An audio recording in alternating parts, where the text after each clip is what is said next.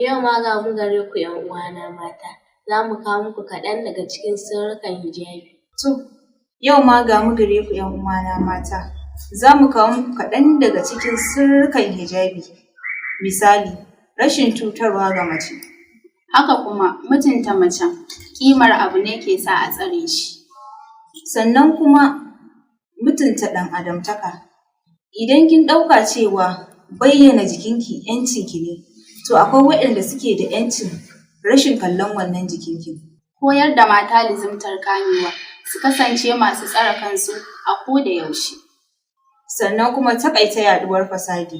The curiosity of a man is to know what is being hidden.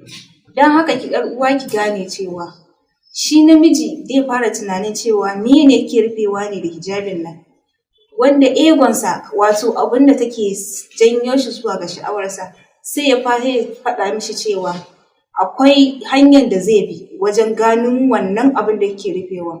Sannan kuma sai super egonsa za ta faɗa mishi cewa zai iya samun access da wannan abin ta hanyar aure, neman aurenki wato gurin iyayenki. Samar da tsaftatacciyar al'umma. Mutum ya sawwara wa al'ummar da take cikin sutura da wacce take cikin tsiraici, ya gane wacce ta fi kyau. Kwalliya ga ‘ya mace. Tabbas mace ‘yar kwalliya ce, wayanda suke siya ma ‘ya'yansu kayan sallah maza da mata sun san haka.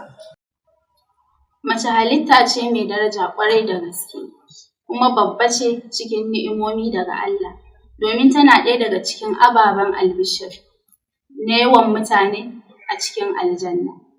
Shi ɗa namiji rahama ne, ita kuma ‘ya mace mu sani ni'ima ce. Don haka a cikin mata muna da Sayyida Zahra salamullahi alaiha, wacce ta zamo abar koyi ga mata da maza, wacce duk lamuranta zuwa ga Ubangijinta mahalicci yake komawa. Wannan saƙo ne daga Hankali Mizani, ina mafita.